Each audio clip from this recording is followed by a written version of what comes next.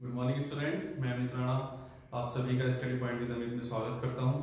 उम्मीद करता हूं आप सब अच्छे होंगे और आपकी जो एग्जाम की प्रिपरेशन होगी वो बहुत प्यारी अच्छे से चल रही होगी। ठीक है, एग्जाम देखिए आप लोगों के बार बार क्वेश्चन आ रहे हैं कि एग्जाम कब होंगे।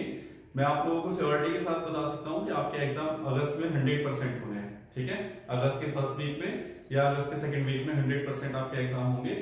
ठीक है, और आपको सिलेबस सब चीजें बताई गई हैं। ठीक है, क्लास में बताई गई है, यहाँ भी मैं बता दूंगा आपको सारी चीजें, सब सब्जेक्ट एक साथ लेके चल रहे हैं, टॉपिक वाइज लेके चल रहे हैं। ठीक है, और कुछ बच्चों के क्वेश्चन आ रहे हैं कि एग्जाम की तैयारी कैसे करें सर, कौन से टॉपिक अच्छे से पढ़ें, कौन से छोड़ दें। ठीक है, इस पे में एक वीडियो बना देंगे हम, तो उसमें आपको हेल्प मिल जाएगी कहीं ना कहीं से। चलिए देखते हैं, आज का हमारा टॉपिक है समावेशी शिक्षा।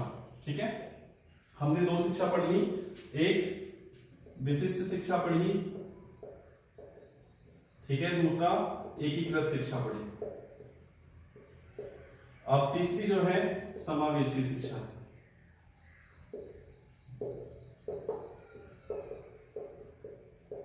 देखिए समावेशी शिक्षा, अब मैं ये कहूं कि समावेशी शिक्षा एकीकृत शिक्षा और विशिष्ट शिक्षा से अलग है, ऐसा नहीं। विशिष्ट शिक्षा में क्या था, विशिष्ट केवल विशिष्ट बालकों के लिए शिक्षा का जो था प्रावधान था, विशिष्ट बालकों को विशिष्ट विद्यालयों में विशिष्ट तरीके से शिक्षा प्रदान की जाती है। ठीक है, लेकिन यहाँ क्या है, एकीकृत शिक्षा में क्या हुआ कि हमने जो मनोवैज्ञानिक थे, हमारे शिक्षा शास्त्री थे, उन्होंने यह प्रयास किया कि सामान्य बालक और विशिष्ट बालक एक साथ रहकर शिक्षा प्राप्त करें। ठीक है, ये होगी विशिष्ट शिक्षा की बात। लेकिन समावेशी शिक्षा में क्या हुआ, समावेशी शिक्षा में एक सारी चीजें एक साथ लाकर एक नया नाम दिया समावेशी शिक्षा। मतलब समावेशी का मतलब होता है समावेश करना, समावेशी, समावेशी का मतलब होगा समावेश करना। समावेश करना समझ रहे हैं आप, किसी भी कैसे भी माहौल में अपने आप को ढाल लेना। ठीक है, किसी भी कंडीशन में उस कंडीशन के अकॉर्डिंग अपने आप को चेंज कर देना। ठीक, तो यहां क्या होगा, समावेशी शिक्षा में क्या हुआ, मैंने आपको बालक बताए कई प्रकार के होते हैं, सामान्य बालक, मंदबुद्धि बालक, प्रतिभाशाली बालक, ठीक है, अपंग बालक, दृष्टिबाधित बालक और मूक बाधित बालक। ठीक है, ये सब बालक जो है, ये सब सामान्य बालकों के साथ, सामान्य बालक के साथ जब विशिष्ट बालक, विशिष्ट बालक, ठीक है, इसमें बहुत सारे बालक होते हैं, जब ये सब आपस में एक साथ मिलकर शिक्षा प्राप्त करेंगे तो उसे हम समावेशी शिक्षा कहेंगे। समावेशी का मतलब एक ऐसी शिक्षा,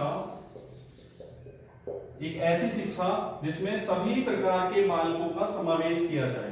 ठीक है, सभी प्रकार के बालकों को एक साथ एक तरीके से शिक्षा प्रदान की जाए। ठीक है, ये सब शिक्षा। ठीक, देखिए अब समावेशी शिक्षा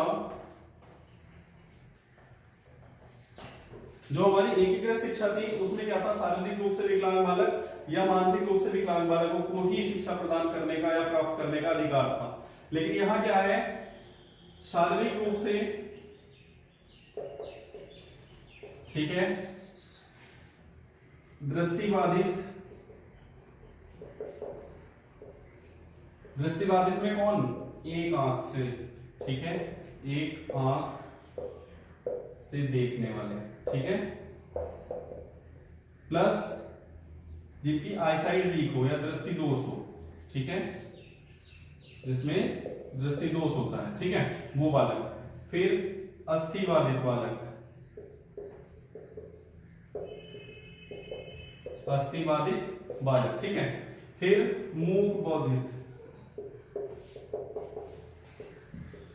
ठीक, फिर जो सुनने में जिनको दिक्कत होती है,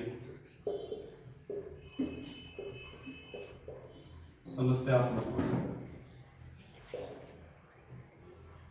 ठीक है, और कई प्रकार के या मानसिक मंदबुद्धि बालक, ठीक है, मानसिक मंदबुद्धि बालक। इनमें क्या, ऐसे बालक जो शिक्षा के योग्य हो, शिक्षा प्राप्त करने योग्य हो, ठीक है, शिक्षा प्राप्त करने योग्य हो। कहने का मीन्स क्या है, ये सभी प्रकार के बालकों को समावेशी शिक्षा में शिक्षा प्राप्त करने का अधिकार दिया गया और यह प्रयास किया गया कि इन सभी बालकों को एक साथ एक स्थान पर शिक्षा ग्रहण कराई जाए। ठीक है, ये सभी बालक क्या होंगे, शारीरिक रूप से अस्थिबाधित बालक आते हैं, ठीक है। ये सभी बालक जब इनको शिक्षा देने का प्रावधान किया गया तो ये कोशिश की गई, ये जानने का प्रयास किया गया है इनकी क्वालिटी या इनकी विशेषताओं को देखा जाएगा, ठीक है। विशेषताओं को देखने के बाद हम ये पता करेंगे कि ये शिक्षा प्राप्त करने योग्य हैं या नहीं है। तो उसके बाद इनको क्या किया जाएगा, शिक्षा प्रदान की जाएगी, ठीक है। चलिए अब देखते हैं आगे।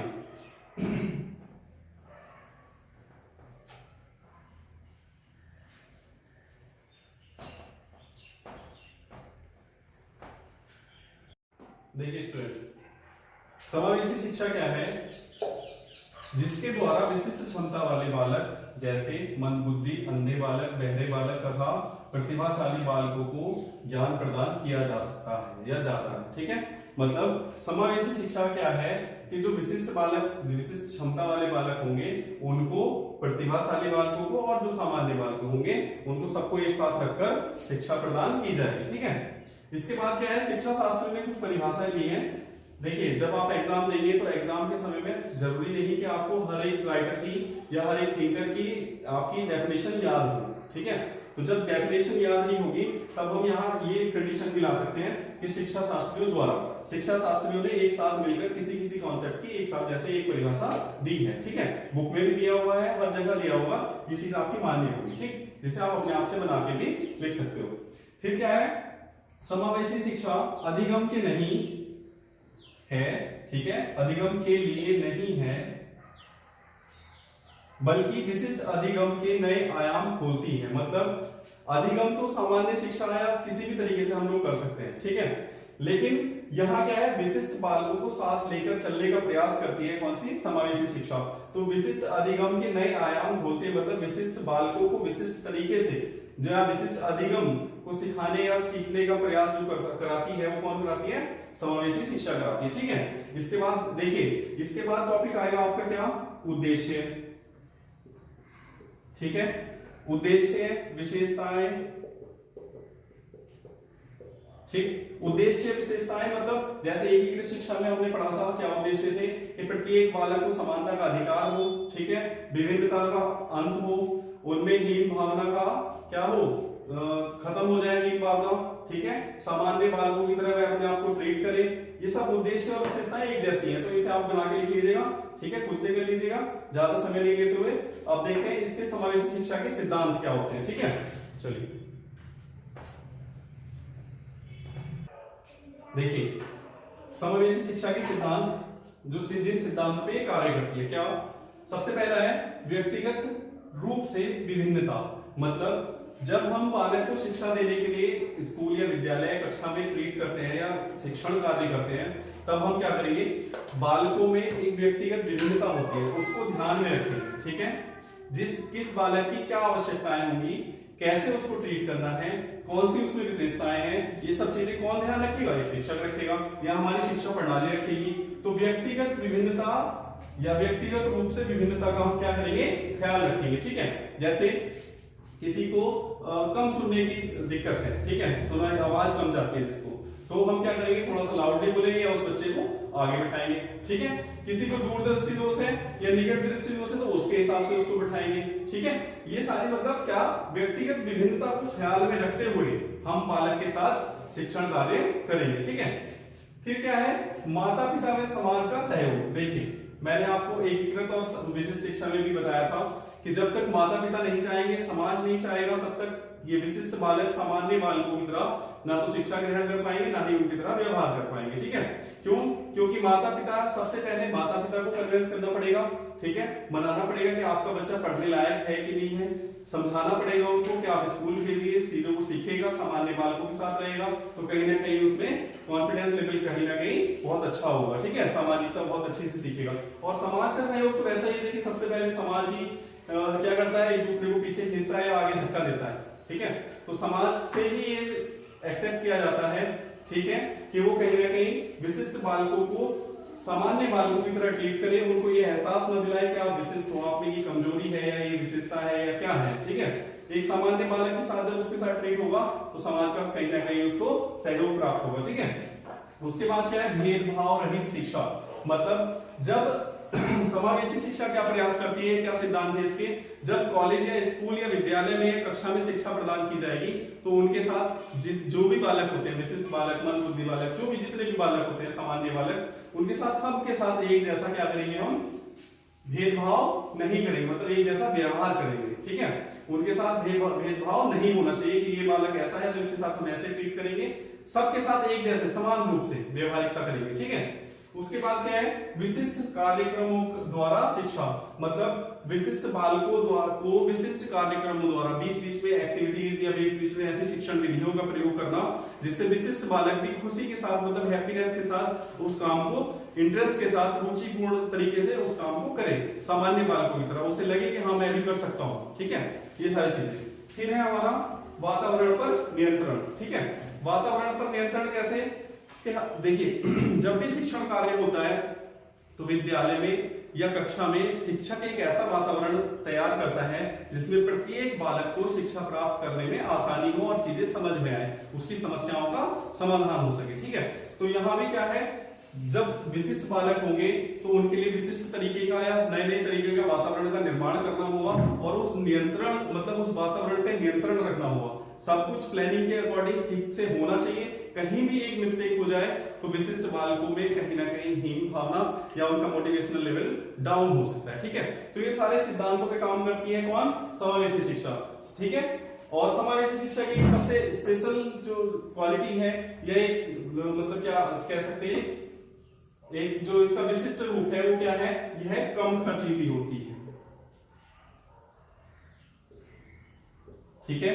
यह क्या होता है? कम खर्चीली होती है। मतलब देखिए, विशिष्ट शिक्षा के लिए विशिष्ट विद्यालय खोलेंगे, विशिष्ट शिक्षकों को ट्रेनिंग स्पेशल तरीके से देंगे, उनके लिए बुक भी अलग होंगी, उनके लिए सारी चीजें फैसिलिटी अलग होंगी, तो कहीं ना कहीं पैसों का या धन की जो ज्यादा क्या होगा? व्यय होगा, ठीक है? तो ये समावेशी शिक्षा क्या है? समान बालकों के साथ जब शिक्षा प्रणाली में विशिष्ट बालकों को समायोजित करती है तो कहीं ना कहीं क्या होगा? पैसे का या धन का कम व्यय होगा, ठीक है? तो ये कम खर्चीली होती है। इसके बाद देखेंगे हम इसके कार्य क्षेत्र, किन किन कार्य क्षेत्रों में ये काम करती है, ठीक है? क्या है समावेशी शिक्षा का कार्य क्षेत्र? किन किन कार्य क्षेत्रों में ये काम करती है, ठीक है? सबसे पहले है हमारा अस्थिबाधित बालक। अस्थिबाधित बालक मतलब जो हमारे बालक विकलांग होते हैं, जैसे किसी के हाथ में फ्रैक्चर हो, किसी के पोलियो से ग्रसित हो, या कोई पैर से विकलांग हो, है ना?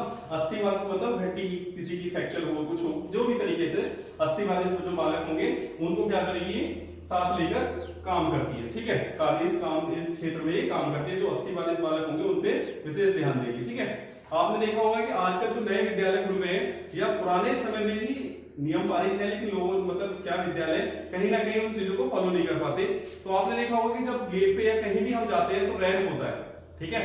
ना कि स्टेप्स होते हैं, मतलब सीढ़ियां नहीं होके रैंप भी बन रहे हैं। रैंप क्यों है? क्योंकि अगर व्हील चेयर से कोई बालक जाना चाह रहा है या किसी तरह से भी कोई अस्थिबाधित बालक या कोई विकलांग बालक जाना चाहता है तो उनके लिए कहीं ना कहीं सुविधा होती है, ठीक है? तो इन चीजों को ख्याल रखा जा रहा है, ठीक? ये हो गए हमारे अस्थिबाधित बालक। फिर है श्रवण बाधित बालक, जिनको सुनने में दिक्कत होती है, मैंने पहले बताया, वो श्रवण बाधित बालक होते हैं, ठीक है? उसके बाद है हमारा दृष्टि बाधित बालक या एक आंख वाले बालक, मतलब जिनकी आई साइड वीक हो, जो देखने में असमर्थ हो, या कौन से? जिनको एक आंख होती है, वो एक आंख से देखने वाले बालक, ठीक है? दूसरा क्या है हमारे मानसिक बंधित बालक। मानसिक बंधित बालक क्या होते हैं? मानसिक बंधित बालक वो होते हैं जिनको समझने में चीजें थोड़ा दिक्कत होती है, मतलब थोड़ा लेट समझते हैं। जैसे सामान्य बालक क्या करेगा? 2-3 बार में या 2 बार में चीजों को समझ जाएगा, लेकिन हमारा मानसिक बंधित बालक क्या करेगा? वो 3 बार में या 4 बार में अलग अलग तरीके से समझने का प्रयास करता है, ठीक है? उसके बाद क्या है हमारा अपंग बालक। अपंग बालक क्या होता है? अपंग बालक मतलब उसके शारीरिक रूप में कहीं ना कहीं उसको कोई प्रॉब्लम होती है, ठीक है? अपंग बालक वो होते हैं, उन पे भी क्या करते हैं हम? शिक्षा का जो हमारी समावेशी शिक्षा है उस पे विशेष बल देती है, ठीक है? इसके बाद क्या है? अधिगम असमर्थी बालक। अधिगम असमर्थी बालक क्या होते हैं? जिन्हें चीजें में समझने में या अधिगम करने में दिक्कत होती है, ठीक है? जो चीजें सीखने में कहीं ना कहीं उनको प्रॉब्लम होती है, उनको क्या करती है समावेशी शिक्षा? उनको साथ लेके चलने का प्रयास करती है और सामान्य बालकों की तरह ही उनको ट्रीट करने का प्रयास करती है, ठीक है? इसके बाद क्या है? बाधिर बालक। बधिर बालक क्या होते हैं? देखिए ये वर्ड ध्यान रखिएगा, कभी कभी एग्जाम में कहीं पूछा जाएगा तो आप नहीं बता पाएंगे। बधिर बालक क्या होते हैं? जिनको बोलने में दिक्कत होती है, ठीक है? या संप्रेषण करने में दिक्कत होती है, लेकिन क्या वो बोल नहीं सकते तो कम से कम पढ़ना तो सीखें, लिखना तो सीखें। तो उन बालकों को भी क्या करा जाता है, समावेशी शिक्षा में समायोजित किया जाता है। ठीक है, इसके बाद देखेंगे हम इसके अवरोध। मतलब क्या कि जब समावेशी शिक्षा चलती है तो कहीं ना कहीं अवरोध भी उत्पन्न होते होंगे। जब गाड़ी चलती है तो कहीं ना कहीं उसको रोकने का प्रयास भी किया जाता है। तो समावेशी शिक्षा जब अपना काम कर रही होती है तो कहीं ना कहीं अवरोध भी उत्पन्न होते हैं। ठीक है, कौन कौन से अवरोध होंगे, देखिए एक तो होगा व्यवहारवाद, ठीक है, समाजवाद, क्या होगा, सामाजिकता या सामाजिक अवरोध। ठीक है, इसके बाद क्या होगा, व्यक्तिगत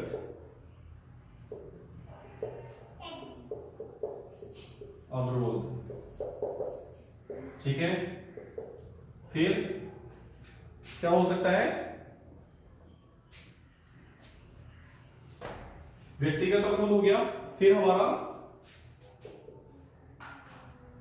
समाजवाद हो गया, पारिवारिक या माता पिता वाला, माता पिता द्वारा अवरोध। ठीक है, ये चीजें हो गई। या फिर शिक्षकों के प्रशिक्षण में अवरोध। मतलब कहने का क्या है, अवरोध का मतलब होता है कि समावेशी शिक्षा जो चल रही है उसमें कौन कौन सी जो हमारी कठिनाइयां उत्पन्न होती हैं या कोई रोकने का प्रयास होता है, किन किन समस्याओं जो समस्याएं आती हैं चलने में, वो कौन कौन सी समस्याएं होती है। कभी कभी व्यवहारवाद में क्या कि हम विशिष्ट बालकों के साथ ऐसा व्यवहार नहीं कर पाते कि वो उस माहौल में या उस शिक्षा प्रणाली में या उस वातावरण में अपने आप को समायोजित कर ले। ठीक है, तो कहीं ना कहीं ये दिक्कत होती है। दूसरा क्या है, सामाजिक अवरोध। सामाजिक अवरोध क्या होता है, कहीं ना कहीं समाज में कहीं ना कहीं कुछ ऐसे व्यक्ति होते हैं या कहीं ना कुछ ऐसे प्राणी होते हैं जो कहीं ना कहीं वो अलग हटके प्रयास करते हैं चीजों को। हम क्या करते हैं, हम पॉजिटिव डायरेक्शन में ले जाते हैं, वो नेगेटिव डायरेक्शन में प्रयास करेंगे। ठीक है, वो हो गए। उसके बाद है व्यक्तिगत मतलब जिस छात्र या जिस स्टूडेंट को हम शिक्षा देने का प्रयास कर रहे हैं उसकी व्यक्तिगत इतनी कंडीशन खराब है अपनी, या उसका जो हीन भावना है या मोटिवेशनल लेवल है वो बहुत डाउन है, उसकी व्यक्तिगत इतनी समस्याएं हैं कि वो शिक्षा प्राप्त करने में मतलब असमर्थ माने अपने आप को, या किसी तरह से वो तैयार ही ना हो कि शिक्षा प्राप्त करनी है मुझे। ठीक है, तो ये अवरोध हो जाते हैं। फिर क्या होता है, माता पिता द्वारा। अब देखिए, जब हम बालक को पढ़ाने का प्रयास करेंगे, विशिष्ट बालक को शिक्षा के लिए लाने का प्रयास करेंगे विद्यालय, तो सबसे पहले माता पिता का एग्री होना बहुत जरूरी है। लेकिन माता पिता अगर एग्री ना हो तो क्या बालक विद्यालय आ सकता है, हम शिक्षित कर सकते हैं उसको, नहीं कर सकते। ठीक है, तो सबसे पहले उनके माता पिता को मनाना जरूरी होगा, उनकी एग्री जरूरी होगा कि वो तैयार सहमति दें अपनी। ठीक है, उसके बाद क्या है, शिक्षकों के प्रशिक्षण में अवरोध। मतलब जब अलग अलग तरह के बालक होंगे तो जाहिर सी बात है कि जो हमारे प्रशिक्षित शिक्षक होंगे वो ही काम अपना अच्छे से कर सकते हैं। बिना ट्रेड या बिना प्रशिक्षण प्राप्त किए शिक्षक कैसे अच्छी शिक्षा दे सकते हैं, है ना। तो ये चीजें क्या करती है, अवरोधन उत्पन्न करती है। हम बिना जो ट्रेनिंग वाला टीचर है अगर वो लाके खड़ा कर दे तो सामान्य बालक और विशिष्ट बालकों में कहीं ना कहीं एक समानता या उसकी जो शिक्षण विधियां होंगी वो कहीं ना कहीं फिट नहीं होंगी। ठीक है, तो ये सारे क्या है, अवरोध है। इसके बाद मैं आपसे ये हो गया, इसके बाद मैं आपको नेक्स्ट टॉपिक जो पढ़ाऊंगा वो समावेशी शिक्षा के लिए जो एक्ट होते हैं, कुछ नियम हैं। ठीक है, हर आयोग ने या हर संविधान में, ठीक है, हमारे संविधान में कुछ एक्ट बनी हुई है जिसके द्वारा बालकों को शिक्षा प्राप्त करने का अधिकार मिला हुआ है। ठीक है, इसके बाद हम बालक पढ़ाएंगे कि बालक कितने प्रकार के होते हैं। ये हमारे सब टॉपिक इंपॉर्टेंट है और यहाँ से क्वेश्चन 100% आना ही है। मैंने 3 टॉपिक पढ़ा दिए, एकीकृत, विशिष्ट और समावेशी। यहां से एक लॉन्ग क्वेश्चन या एक शॉर्ट क्वेश्चन 101% आएगा ही आएगा, पेपर आउट है इसका। ठीक है, इसके बाद मैं आप लोगों से यही कहूंगा कि आप वीडियो को पूरा देखें, कॉन्सेप्ट को पूरा समझें। ठीक है, एग्जाम की तैयारी अच्छे से कर लें और चैनल को लाइक करें, सब्सक्राइब करें और वीडियो को खूब वायरल करें।